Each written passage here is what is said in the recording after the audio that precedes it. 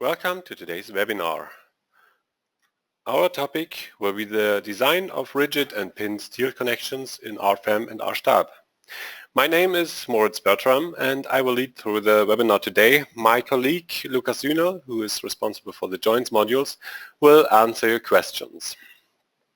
You can ask questions using the control panel, which you can show and hide usually on the right side of your screen, and type in your questions in the corresponding box. Also, you can adjust your audio device in the control panel if necessary. Should your question not be answered during the webinar, we will send you a follow-up email with the answer. Now we will have a quick look at the agenda. We will have a brief look at the modules that we have for designing steel connections in RFEM and RSTAB. And we will do a design of rigid and pinned connections for a practical example using the two of the joints modules. What kind of modules do we have for the steel connections? We have, it's always two modules defining the same. One is for RFEM, one is for RSTAB. So one is RF joints and the other one is just joints. So we have the joint steel DSTV, which is some kind of design collection for standardized connections according to the ring binder of the German Steel Construction Association, DSTV. This is a collection where you can look up permissible internal forces for a standardized connection. This is just for German, for Germany, so we'll leave that out today. Then we have the joint steel pinned. This is for designing pinned connections using web cleats, fin plates, short end plates and end plates with cleats. We can do connections between columns and beams using the web or the flange of the column, and connections between two beams. Loading can be shear or normal force or a combination of both. Then we have the module joint steel rigid, which can design a combination of a bending moment, normal force and shear, and we can do a rigid beam to column connection with a rigid end plate and beam to beam connections with a rigid end plate again, or a rigid splice plate. Then we have the module frame joint pro, which can do knee joints, T-joints, cross joints, joints with continuous columns using eye profiles. The advantage of this module is that it does a preliminary layout of the bolted connection due to the existent internal forces, which can be specified in the design later on. And for the modules in the frame, I will do a design later on, although I will concentrate on the joint steel rigid because this is the newest module of the joints family. There are a couple more modules for connection design. This is, for example, joint steel column base, which can do rehinged and restrained column bases. Normally this will be a connection with a base plate with or without stiffening, and for the restrained columns we also have a bucket footing as an exception to the rule. Then we have joint steel tower, which does the design for pinned bolted connections of members in lattice towers, and we can do a design of 2- and 3-dimensional joints and column splices in this module. Then we have the module joint steel Sigla, which does a design of brackets and end plates from Sigla, which is a producer of fastening systems. And last but not least, we have the module HSS for the design of connections with hollow cross sections, also doing 2- and 3-dimensional framework joints. Now we have covered the modules so far, and we can go into the example. So this is RSTAB. You can do all these things also with RFEM with the module RFJoins. We have here a simple steel framework with 3 levels. It's 12 meters high. We have a space for a vessel in here, so pretty normal thing. We will not do any modeling or loading today. Modeling has already been done. The loading also, you can see we have load cases and we have combined them automatically for getting load combinations and result combinations for the ultimate limit state and the serviceability limit state. The connection design will be based on the result combination number 1 for the ultimate limit state. Then we have the module RFJoins. I can get that over the navigator or over add-on modules, connections, joins. And this is like the main module of joins, which combines all the sub-modules of joins. So we have column base, pin joins, rigid joins, tower, DSTV, and Sigla, as I mentioned before. Now we want to do a pin join. You can select your desired joint via the pictures in here. So for the column base, for pin joints, for rigid joints, tower, DSTV, and Sigla, or using the drop-down menu. We will do the pin joint now,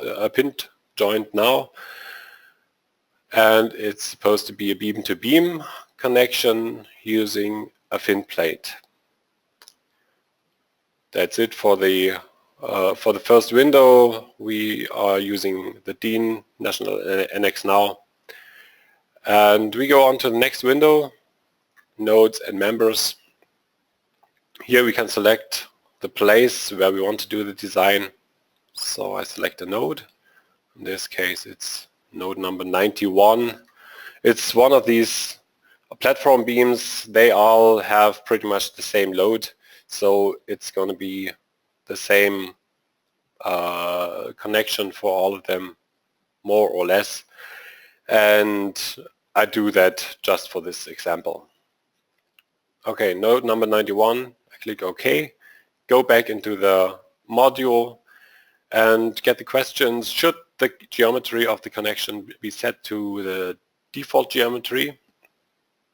I confirm that with yes, and the program automatically recognizes the parameters and the construction status of the members.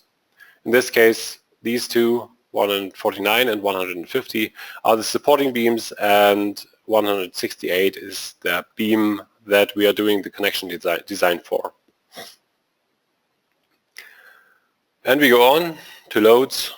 As I already mentioned, we are using result combination number 1 and go on to the geometry.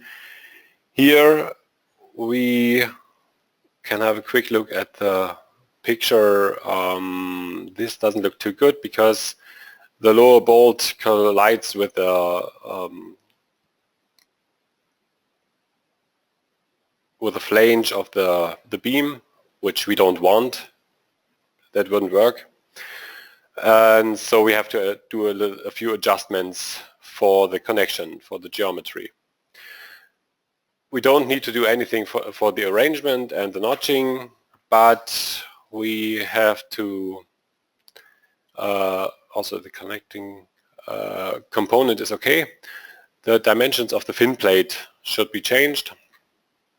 So I changed that to a height of 80 millimeters and a width of 150 millimeters. The thickness is okay. You also see that on the right side in the picture, this the measurements instantly change as I change them in the tables, so you always have in full control of the things that the program is doing. Then we want to have a look at the bolts on the beam. Here the shear plane is not supposed to pass through the threading of the bolts, so I uncheck this box. We want to have a regular bolt distribution and horizontally symmetrical placement. That's okay. We changed the bolt diameter to M16 and the bolt strength grade to 10.9. And the only thing, then we changed the horizontal bolt rows to 1, which we can do after we've changed the vertical bolt rows to 2. So we have to do 1 first and do the other later. And then we changed the horizontal bolt to edge distance to 40 millimeters. Okay. Sorry. The next thing we are going to do is change the size of the weld, because 4 millimeters will be enough in this case.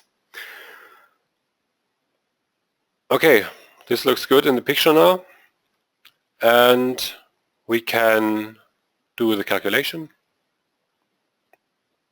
This goes rather quickly, and we have a design ratio of 41%, where the bending of the fin plate is governing. This connection could, of course, be optimized, changing the geometry parameters. But this is not the purpose of the webinar. You can edit all the parameters for a better ratio, and we will leave that here. We will just have a quick look at the results. We have already been at the summary. The geometry is pretty much the same as for the input data, as you see. And then we can look at the design by the load case. We can look at the design by nodes, which is just for one. And you have always the chance to look at the design details for understanding what the program does. Then design details for every check, you can have a look at that. And then we have the graphic window where we can show the connection a little more detailed or a little less detailed as we want that. We can show some outlines and so on. A lot of things we can do with what we want to do before we want to print this into the printout report or just on a sheet of paper, or if we want to export the whole structure or the whole node into a DXF for further use in drawing, for example. Okay, that's so much for this pinned connection. We start a new case for a new connection. This is supposed to be a rigid connection, so we select rigid joints. In this case, we want to have a beam to column connection where we only have the option rigid end plate connection. So we select that. We have some additional settings for the force distribution in the joint, so we can determine the bolt forces, elastic or plastic. As we need to do that, we keep that on elastic, and we want to use the material of the main beam for other joint components. So we check the box and go on again to nodes and members. I select the node. I want to have the connections on the level number 1 on the outer frame nodes, just these 8 nodes. To select them manually one by one is a little, yeah, takes a little while. So I just go to my user-defined views where I have only the main frames and can just select these 8 nodes. So this is a rather quick thing. Okay, and default geometry as before. Mostly this is consisting of columns and beams that somehow connect to the node. In this case is 2 columns, 1 node. Most cases only at node number 13 we have an undefined construction status. So we have a look at that and we see that this is an additional beam in the other direction, so we can, that doesn't matter in this case, so we can just set it to inactive. And go on with the design. Go to loads, result combination number 1 again, and we go to the geometry. Here we a taper would be a good idea for this node. So we select a taper for the lower flange arrangement. So the taper is done below the beam that we are looking at. The profile of the taper is supposed to be a welded profile. So I go back to the cross-section library and I select a symmetric T-section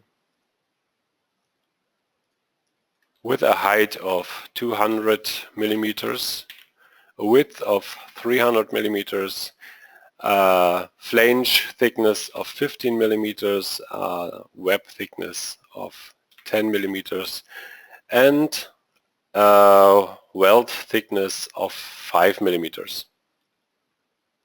So I confirm that and I see that this taper is added. The length of the taper is supposed to be 400 millimeters. So it's getting a little smaller. And then we can have a look at the end plate. We want to have the end plate cut off below the flange of the beam, because if we have some grating or something, they would collide and that wouldn't look nice. So we can say the position of the end plate weld is supposed to be on the flange face. I change that and you see how the picture is changing. Also down here, it's now below the flange. The plate height is supposed to be the same as the height of our beam with a taper, so 500 millimeters, and the plate width shall be 300 millimeters. The plate thickness is supposed to be 25 millimeters. So this is pretty much what the connection is going to look like. The bolts are not in the right place yet, because this one collides with the flange of the taper, and that's not okay. And we want to have some more bolts anyway. So I changed that a little. I don't want to have a regular bolt distribution, so the height of the middle ones can change. Then I want to have a bolt diameter of M20 with a bolt strength grade of 10.9 again. And I want to have 3 horizontal bolt rows.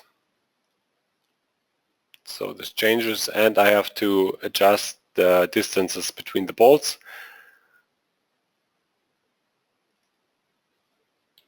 To P11, you always see the sizes, the names of the sizes in the picture on the top right, so you know what you're doing. So 160 millimeters for P11, P12 is supposed to be 200 millimeters, and now we see that looks a lot better than before. And then we change the web weld dimension to 3 millimeters. That's okay.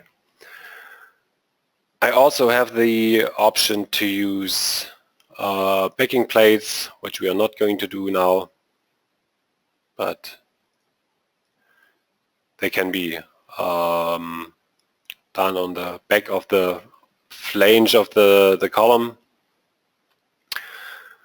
And we can also add some stiffeners, horizontal stiffeners in the column, and also diagonal stiffeners in the column to stiffen the web of the column. But that's all not needed here, and we can go on and calculate that.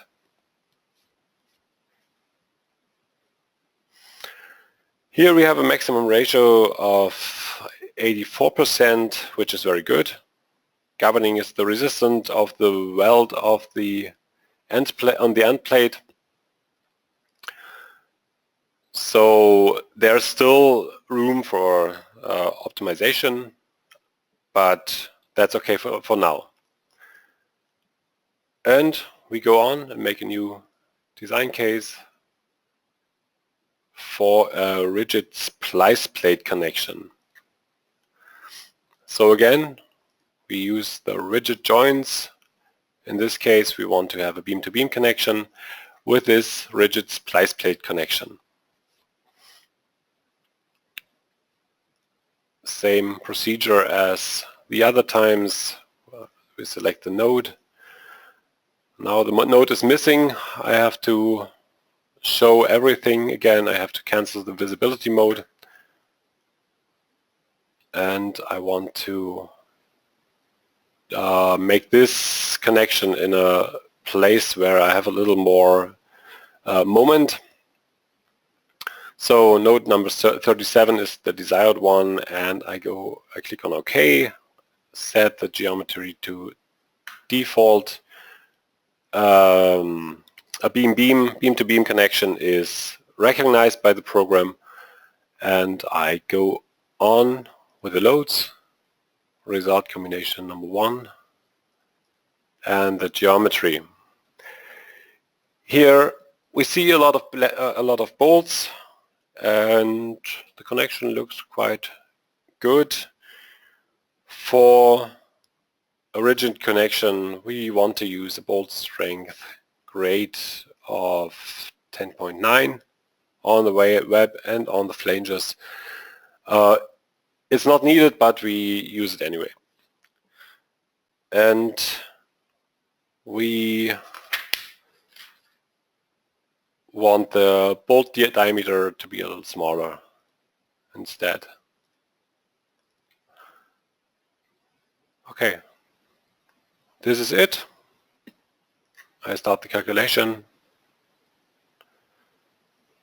and we get a maximum ratio of 62%, which is okay, but maybe we could omit one of the bolt rows for a little smaller connection and a little less material that's supposed to be used.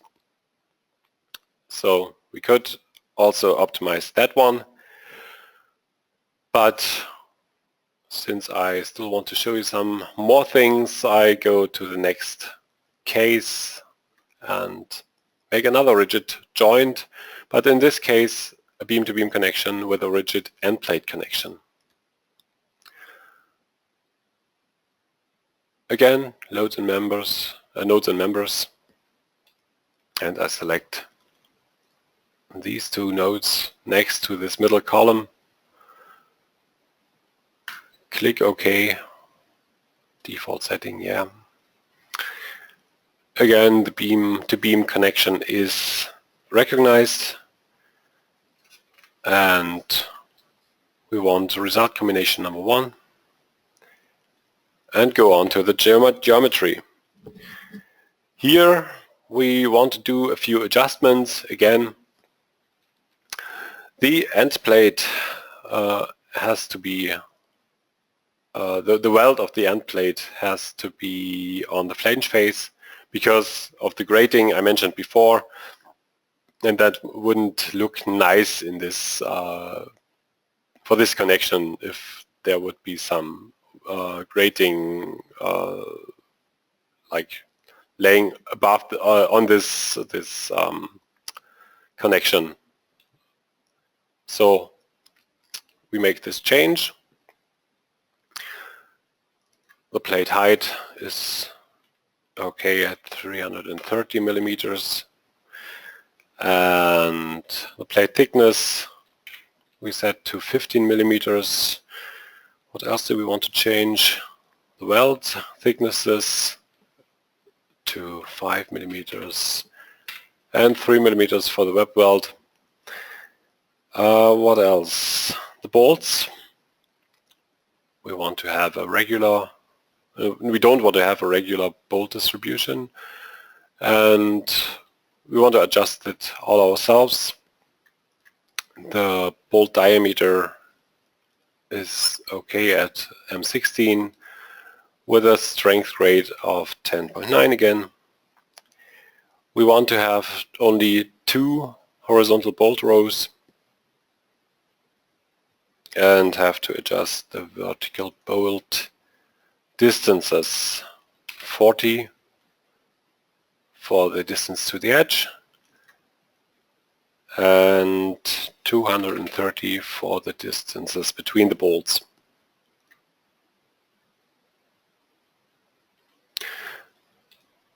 That's it for this connection. Looks quite good, and we do the calculation.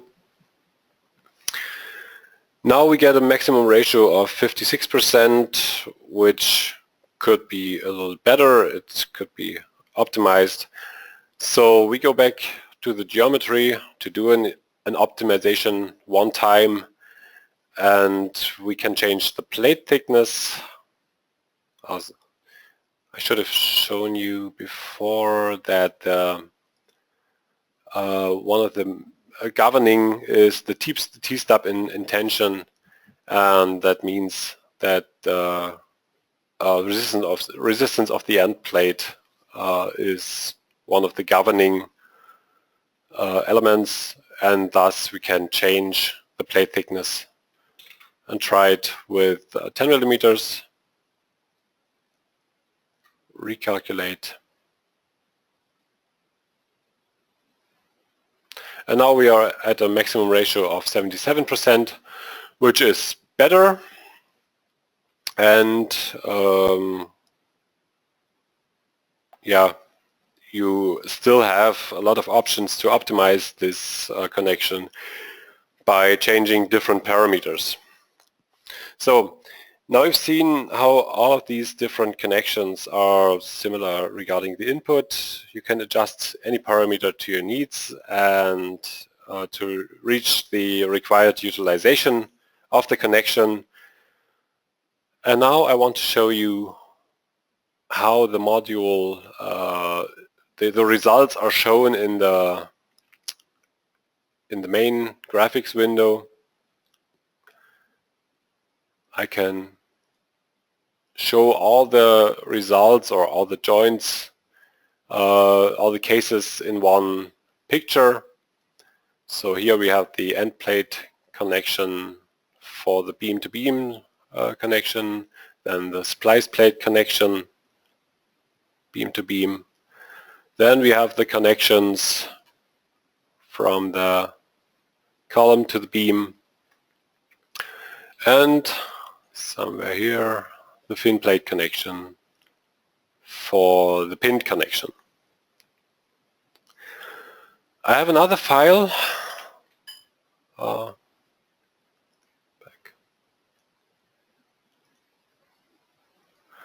which shows a few more joints.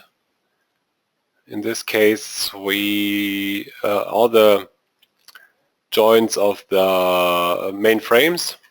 So we also have some column bases with base plates and some anchors. Then we have the beam column to beam connections, also for the middle nodes, and one connection or two connections on the top level, which allow the